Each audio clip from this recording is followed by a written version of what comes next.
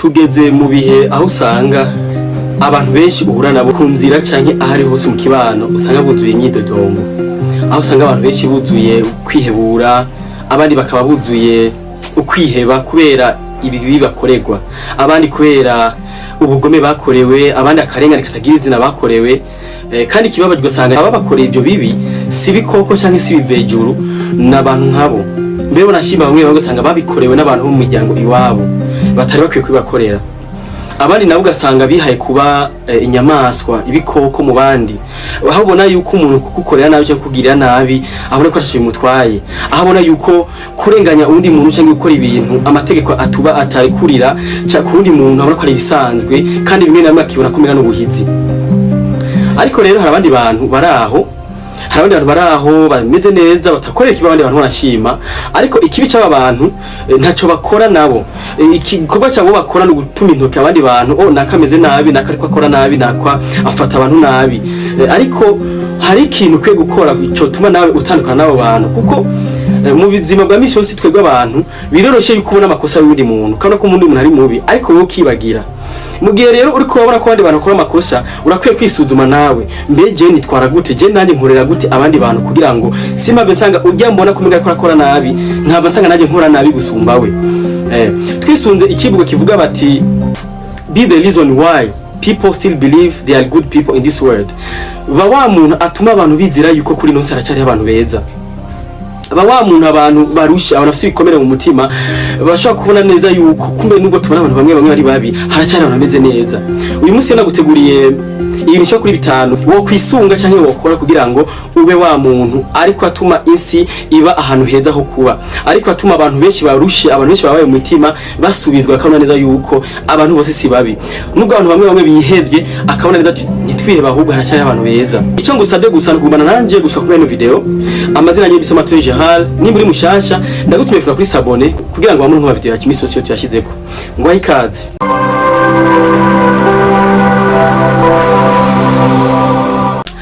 Ndaguhaye ikaze ugira kandi hari ibintu kwiye gukora wewe nanje kugira ngo insi ibe ahantu heza ho kuba, kugira ngo abantu bihevye, abantu barushe, babajwe mu mitima kubera ubuhemu ariko bakorerwa n'abandi bantu, kubera akarengane bakorerwa n'abandi bantu, babone yuko koko kuri nonse haracari abantu bameze neza. Ikintu cyambere kwiye gukora nico bita practice kindness daily. Gerageza gukora icyiza aho bishoboka, kubo bishobokeye gerageza gukora icyiza ku bandi bantu. Nukora icyiza gusa kubera ngo uyu ndamuzi cyangwa sinamuzi, uyu ntituva hamwe cyangwa tuva hamwe.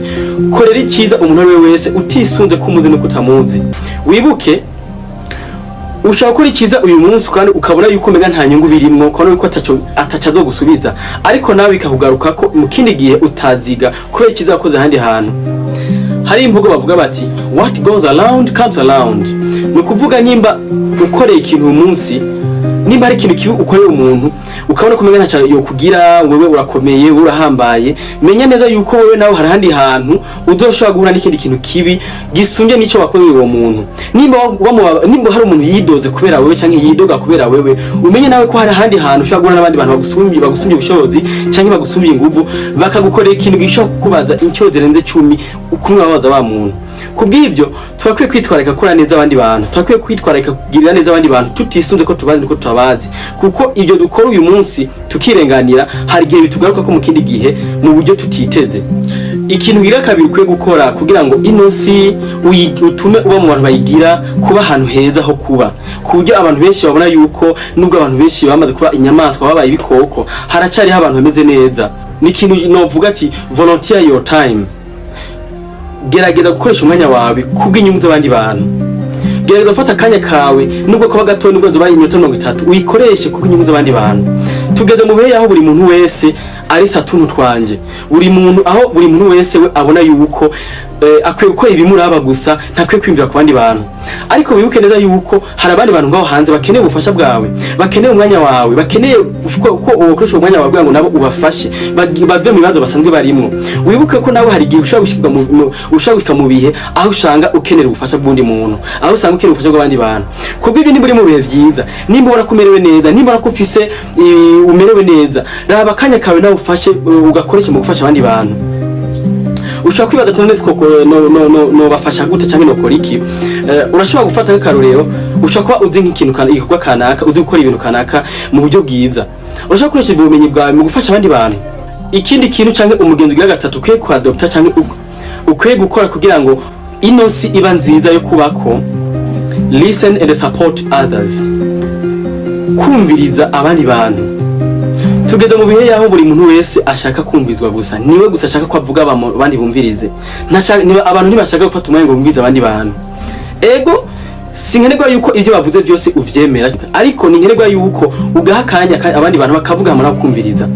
Hariho inkuru y'uwitwa Nelson Mandela. Mu nkuru yakwashikiriza avuga yuko ati jewe kera nakunda kuba ndi na papa wanje, kandi papa yari umuntu w'umurongozi canke w'umutware ahantu twari dusanzwe tuba. Kimwe mu migenzo myiza namubonye ko nuko papa yavuga inyuma y'abandi bose imisi yose. Iyo tugiye ahantu nimba ari guhuza abantu canke guca urubanza, yarashobora kureka kwaza abantu bose bakavuga hama we akavuga mu nyuma. Ibyo rero byatumye bimwigisha cyane kuko avuga yuko iyo uriko wumviriza abandi bantu bituma wiga ibindi bintu bishasha. Mugihe iyo uriko uravuga bituma uba uriko urasubiramwo ibyo wewe usanzwe uzi. When you are talking you are reproducing what you already know, but when you listen you get chance to learn something new. Iyo wumvirije uba uriko urafata akanya akaje ko kwiga ibindi bintu bishasha. Mugihe wowe uriko uravuga uba uriko urasubiramwo ibyo usanzwe uzi. Kubw'ivyo urakwiye gufata akanya ko kumviriza abandi bantu. Akandi kamaro ko kumviriza abantu nuko uba uriko urabaha agaciro, batuma babona ko nabo bafise agaciro, bakabona neza yuko nabo bakwiye kumvirizwa, nabo bafise umwanya wo kuvuga, bafise agateka ko kuvuga aba bakumvirizwa. Nubwo tokwemeranya n'ibyo bavuga ariko ukabumviriza biratuma nabo biyumva yuko koko barashobora kuvuga nawe kumviriza nubwo utokwemera ibyo kuravuga. Ntumere nk'aba bantu yuko muri ko murayaga ashobora kuvuga wenyine gusa, wewe wavuga ko no tweje yarabize ugasanga we ariko avuga gusa wenyine, we ntago umwanya kuvuga. Iyo nawe n'umugenzo mubi utuma abantu babona neza yuko wewe utari umuntu mwiza cyangwa utari umuntu utanga akaje ku bandi bantu. Ikindi kintu ukwiye kwitwareka gukora canke ukwiye gukora kugira ngo utume ube mu bantu batuma inosi iba nziza, ituma abantu kuri inosi bayinezererwa kubibako, ni ikintu bita ngo lead by example. Biba intangarugero canke ubu umuntu atanga akarorero mu byo wipfuza byose. Hari abantu benshi tugeze mu bihe yaho buri muntu wese ashaka ko wowe ukora neza, ashaka ko wowe wigenza neza muga mu gihe we yigenza nabi. Nimba uri ndongoza ahantu kanaka, nimba uri umushefu cyangwa umutegetsi ahantu kanaka, gerageza ibyo wewe wifuza ko abandi bakora ube intangarugero. Umanze ubikore ubwa mbere. Ntuje hajya ngo abantu ahantu cyangwa urongora uri ndongozi kanaka, ubwira abantu ngo nimwihute ntimucegwe mu gihe we nawe ucegwa, uri umuntu wa mbere ucegwa. Nimba udashaka ko abantu banywa itabi, nimba uri kubwira abantu ntikirazira kunywa itabi ko yashobora gutuma amagara yamera nabi, ntitubone nawe uri kunywa itabi. Wa muntu atanga urugero mu byo ukora byose. Buri muntu wese mu kibano cyangwa muri twebwe n'umutegetsi cyangwa n'umushefu w'ahantu kanaka. Nimba uri umupapa ufise famille, ufise umugore n'abana bakwigirako, nimba uri umwana wa mbere ufise batoya bawe bakenera kuronka akaroro kavuye kuri wewe, aho uri hose Imana ifise ubutegetsi cyangwa icubahiro yaguhaye, kandi izona kubaza ati wowe aho wari uri wewe wifashe gute, mbe wigenza gute. Kubw'ivyo kugira ngo nimba uri mu bantu bifuza kubona isi ari ahantu heza ho kuba, nimba wifuza kubona abantu benshi barushe baruhuka, ukwiye kuba umuntu w'intangarugero mu byo ukora byose, apana kubwira abandi bantu bakora ibi mu gihe nawe utavyerekwa na gato. Ikindi kintu gya gatanu canke umugenzi gya gatanu wo kwitwarika gukora kugira ngo insi canke abantu baronke ibisubizo bafise bive kuri wewe, ni kintu bavuga ngo share skills and knowledge. Gerageza gutanga ubumenyi usanzwe ufise. Wibuke ibyo usanzwe uzi si vyawe. Hari abandi bantu babikeneye kugira ngo ubuzima buborohere. Hari abandi bantu bari mu bibazo bidasanzwe kubera kutamenya. Kumbure wewe ubwo bumenyi ufise ugerageza kubutanga ku bandi bantu byogira icyo bifashije. Hari abantu benshi cyane ngaho basangwa bafise ubumenyi budasanzwe, ariko akabwicara kamuhira akarinda mpaka aronka ahantu aba angaje, akaronka nk'akazi akakorera amahera, akabona ko ariho ashaka gutanga ubumenyi bwiwe. Ariko nimba uri umuntu ufise ubumenyi kanaka ubona ko ushobora kugira akamaro abantu, butange. Nubwo ashobora kuba kuri gusa, bishobora kuzana inyungu mu wundi mwanya. Kuri uwo mwanya uriko abikora ushobora kuba nta nyungu bizana, ariko mu wundi mwanya ukaba kuzana akunguko utari witeze. Akarorero ushobora kuba umuntu uzi nk'ibintu by'ibiharuro cyangwa uzi ibintu gukora ibintu bya physique na chimie, akahara abanyeshuri ngaho bafise ibibazo bipfuza kuntu bigisha ibyo bintu. Mu gihe rero utararonka akazi, wofata umwanya wawe mutoyi canke akaryo kawe gato uronse mu gukoresha ubwo bumenyi mu gutanga ubumenyi ufise ukabuha abandi bantu, ejo bashobora kuba hari ahantu hakenewe umuntu afise ubwo bumenyi, ugasanga ba bantu wigira kwitangira ubereka barakurondeye, gutyo ugasanga uraronse inyungu bivuye muri wa mwanya wawe wakoresha mu gufasha abandi bantu. Ndagushimiye cyane ko wanye nanje gushobora kumenya video. Ndongo tumega partage byo gushikira abandi kugira ngo dushize kwigishanya. Remember to be always the best version of yourself.